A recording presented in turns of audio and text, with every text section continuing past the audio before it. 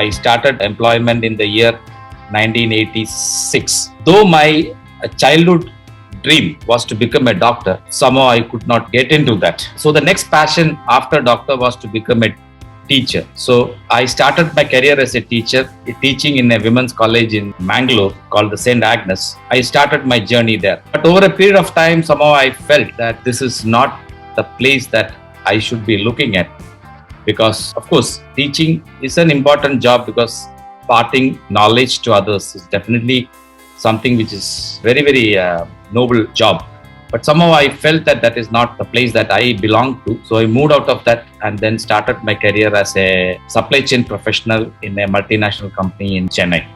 And there started my growth. In a span of about 15 years, I was associated with the same company.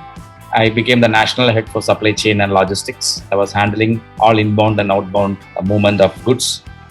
And I thought, okay, my life is going to be confined to logistics and supply chain. And in the year 1998, I moved out of this company and moved to Oman, again in a building material manufacturing company where I was heading the logistics and supply chain, which took a period of about 10 years in that country. And when my children were kind of going to the higher classes, I moved back to India for their benefit. Took up an assignment there for a couple of years. And then, as every people look forward to, I wanted to become an entrepreneur. And I started my entrepreneurial journey in the year 2010.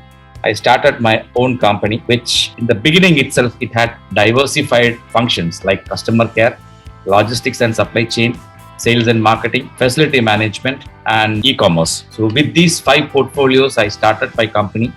And in a span of about 4 years, I spread into 4 branches within South India, starting from Cochin, Vijayawada, Chennai, and Bangalore, and expanded my company into a 200-employee division.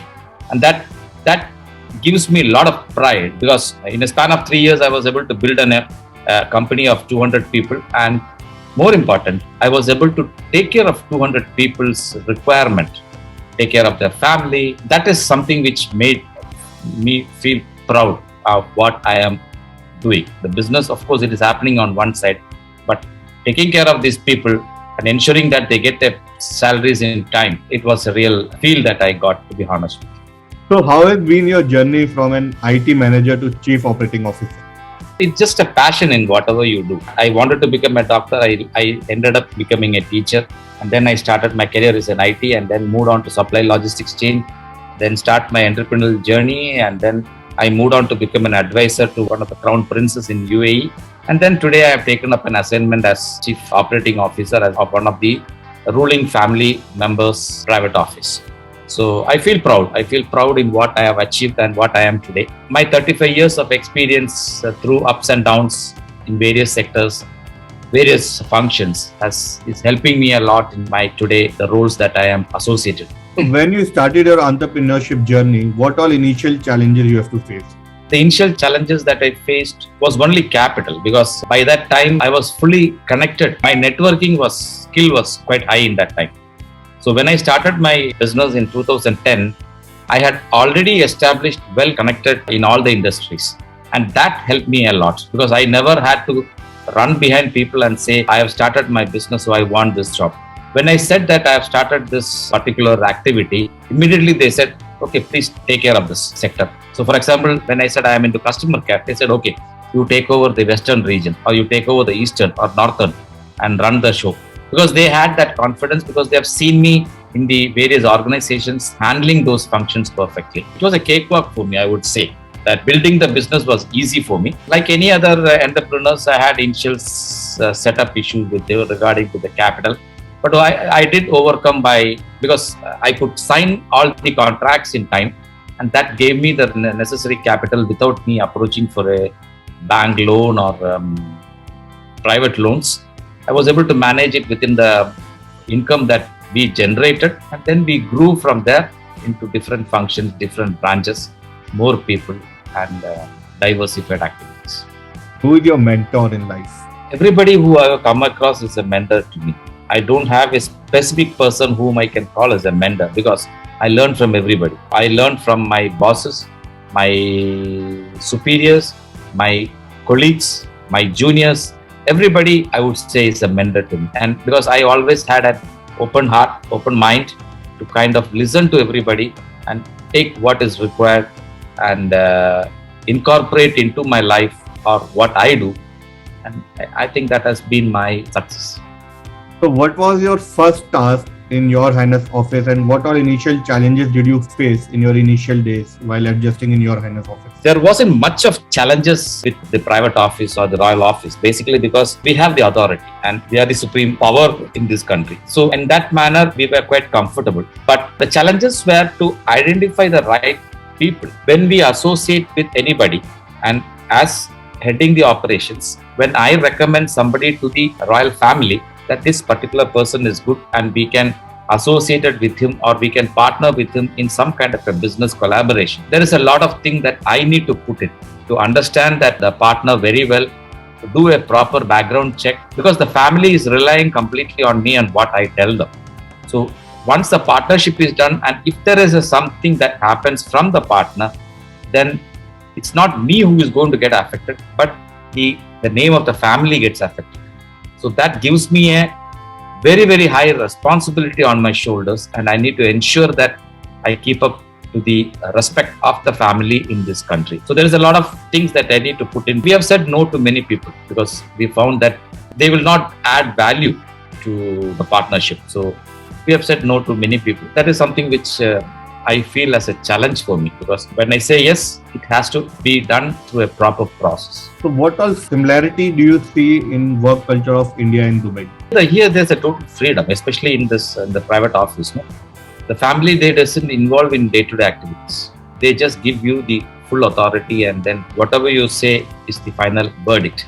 Whereas in India, it is not so. We have to work with different functions, different departments, different superiors, and their interest, their way of functioning, it all matters a lot. What I have learned in my career, in my 35 years of working before coming to the royal office, I never worked for any boss. I worked for myself, I worked for the organization. Because when you're working for a boss, when you're working for an individual, okay, that is working to his taste, to make him happy, to make him smile, what happened is, when he leaves the organization, you find it difficult to survive. But when you work for yourself, when you work for the organization, keeping in mind with the principles, there may be times when the boss is not happy with what you're doing. But in the interest of the company, what you're doing is right. That is what I have to advise all youngsters. Work for yourself, work for the organization, and not for the boss. So, any particular thing you miss about India and Dubai? India has a different style of functioning in India, whereas here it's a different style of functioning. Here, everything is systematized. So what happened is, when you kind of get settled in this country, it is very difficult for you to go back to India and settle. Because right from an approval from a government agency till the way you drive in the roads, everything is disciplined and everything has a way to do it, which is not the case in India. I'm not saying India is bad, but it has got its own merit, probably because the population level of India is much higher than this country. But the systems that has been put in place in this country is very, very robust, and it cannot be broken by anybody. So that is something which I always cherish, and it makes our life easier to implement many things for the people and for this country. So you have many posts and profile in your portfolio. Which one is your favorite and why? Of course, being part of various NGOs is definitely something which I cherish, because it helps me a lot to kind of see the needs of other people, because out of the 10 or 15 NGOs that I'm associated with, many are from Africa and other not much developed countries. So then what we are seeing from outside is not the real world. The way they are suffering, the way their requirements are not being met is something which we try to look at and see how we can improve. It's not that all these NGOs we are just dumping money there, no. Through my mentoring advisors, I try to connect people from various parts of the other countries to bring there and see how various resources can be accumulated and see how those NGOs can benefit, like women empowerment, lady students who doesn't have schools to study. There are certain places in Africa where the school doesn't even have basic facilities like toilets. The children has to sit for almost 6 to 7 hours without toilet facilities. So these are all some of the things that we try and see how we can take care and food security. We are trying to focus more on agriculture. We are now working on some projects in India as well on food security. See, at the end of the day, it's not to get a name or get a money or anything of that sort. What I keep telling is we need to make this world a beautiful place for the generations to come. That is what I am striving for. So, what was the most challenging phase of your life? The most challenging phase of my life, I would say, was during my entrepreneurial journey. That is, I said that I started my business journey in the year 2010, and it took off very well after about 3 years' time and reached a peak. But unfortunately, in the year 2018, I'm sure most of you know that there had been a heavy flood that happened in Kerala, and I was based out of Cochin, where the damage was the most. So I almost lost everything that I gained. That is the entire office space, warehouse, my vehicles, everything got washed away, and it was literally kind of we were on the roads. But I think that is life. I faced those kind of difficult times as well, and I bounced back. It's because of the confidence in me and the support that I got from people around me that put me back on track. So, as per your opinion, what all are the import opportunity in Dubai from India?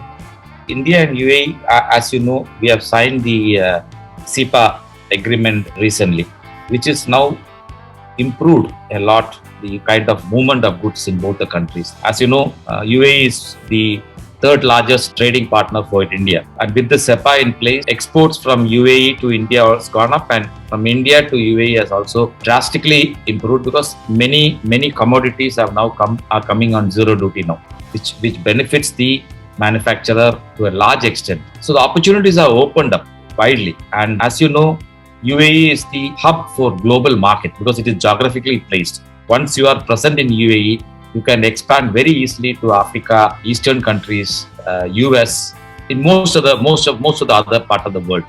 So I would say for Indian people, for Indian business people, UAE is the gateway for them to the global market.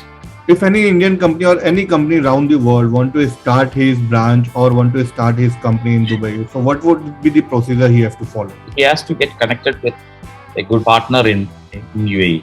See, there are options in UAE to start your own company in free zone, mainland. Now we are also come out with 100% holding company where you don't need a local partner. Earlier the case was you need to have a local partner. So there are a lot of facilities available. But in my view, any new company coming to UAE should have a local partner. See, it is easy to open a company without a partner and then start the business. But how far you will reach is a big question mark. But when you have a local brand or a local partner associated with you, you have that confidence. And that is where we step in. As a royal family, we try to back these people by forming a partnership company with them and giving them our brand. And that brand gives them the credibility. When, for example, if a person is coming here and he is attached to the royal office, and when he is promoting his business to the business community and says that he's a group company of the royal office, the credibility that he has is 10 times more than what he will have when he is opening a company in a free zone or any other part of the country. So this is where we step in to try and see how we can support these companies, and we are also supporting startup companies who has good ideas that is going to add value to this country. So how would you define the term success? Success cannot be defined in one term. It's a process. At the end of the day, whatever you do, it should lead to success. And obviously, anybody who is in any field, whether it is business, whether it is job, we all look for success. So, but that should not be the prime motive.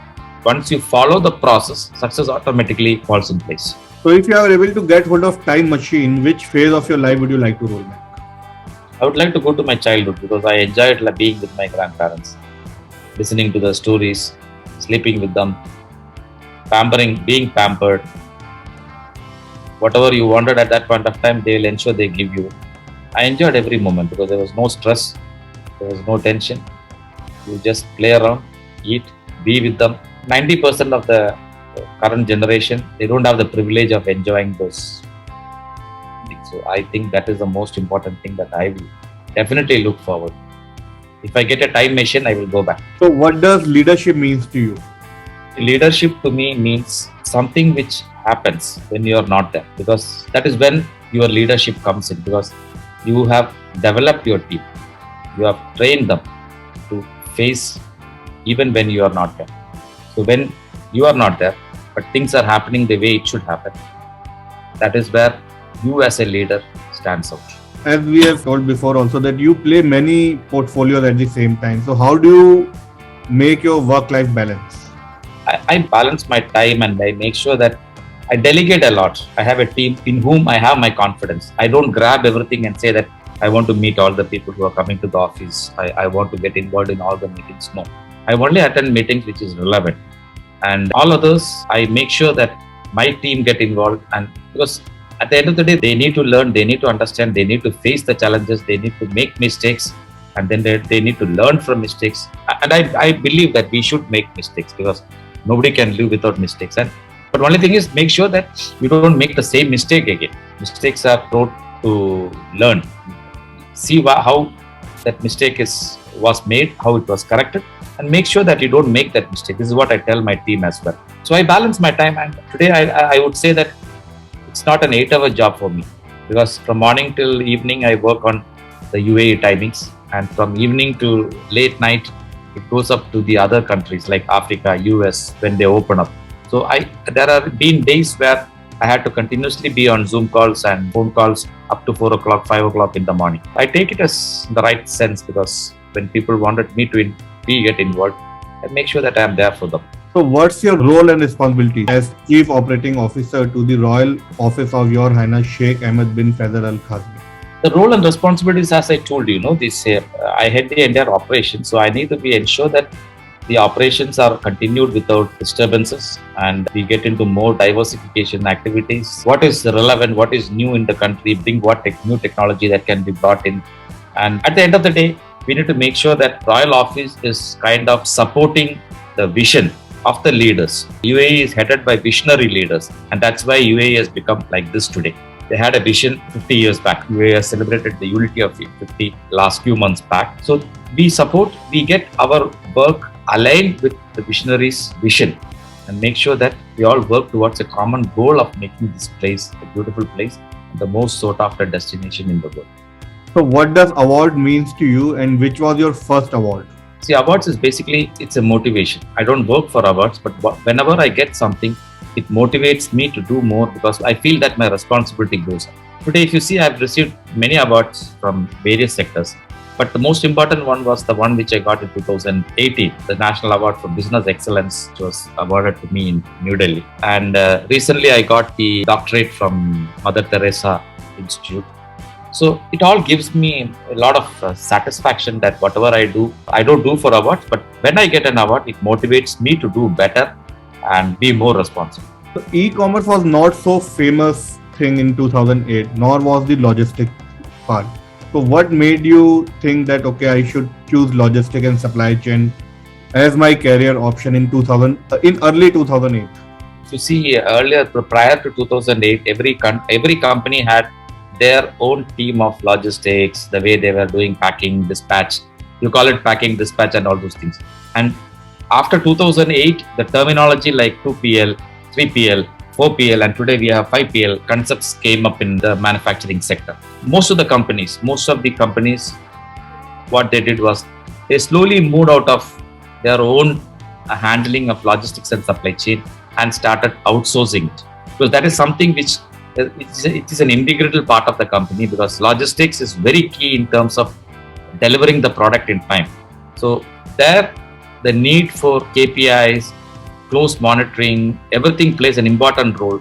So most of the companies felt that this need to be outsourced to an expert who can handle it much better than our own team. And also they were able to manage on the cost, because handling so many of own people and giving it to an outsourcing people, there's a lot of change. So I was instrumental in that time. That was sometime in 2009, 8 to 2010, where I outsourced most of the activities of the company that I was associated with to third-party logistics by hiring warehouses in various parts of the country and giving it to them for managing it.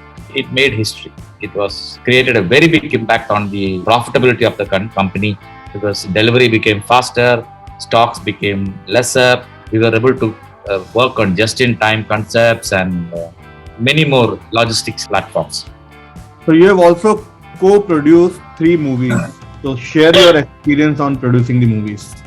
Oh, it was just a passion. It was not that I'm never an entertainment guy, and as I told you, I was always an introvert. But these were some of my friends' ventures, which were startup kind. It was like a startup. They wanted to do something, so I contributed to some extent, and then I also acted in those movies. It was an experience, I think, which has probably helped me in today getting into the entertainment sector. Today we are getting in a very, very large scale into the entertainment sector. We are now formed a company called AVS Films in Dubai under our royal office, and we are now planning to produce about 17 Indian movies, of which 11 Bollywood, Telugu, Tamil and Kannada. We are also in discussion with various other production companies in India who wants to partner with us as a co-producer. So in the next 5 years, you will see a lot of movies that will be produced under our office as co-producers. Yes, I think the way forward, we are looking at getting into the entertainment business quite largely. And we are also coming out with our own project of setting up the world's biggest film city, something similar to the Ramoji Rao Film City in Ras Al Khaimah, which will be announced soon and will be completed in the next 5 to 6 years' time. So you are involved in some of the major projects in UAE like Sports City, Wildlife Sanctuary, Underwater Theme Park, Pharma City, to name few. So tell us more about these projects. As our family is primarily from Ras Al Khaimah, and as you all know, Dubai and Abu Dhabi is kind of saturated in terms of the growth and facilities available. So we are now focusing on Ras Al Khaimah as the next emirate to come up with a lot of activities and make it into a destination. So we are coming out with various projects. One is the Film City, which I just mentioned. The second is a sports academy, which will have multiple sports and headed by various legends in those sporting activities. We are coming out with the Wildlife Sanctuary, collaborating with a company with South Africa, where we will have exotic animals. We will create artificial forest. Then we are coming out with the underwater theme park. We are coming up with a pharmaceutical city, which is a very close project to my heart, where we want to bring in almost all the leading pharmaceutical companies under one umbrella in one place, have their manufacturing facilities, labor camps, staff quarters. And because today, after the COVID, healthcare has become very important. So we wanted to make sure that this facility is available with us and we are able to provide medicines to many countries, including Africa, where it is not today available most of the people.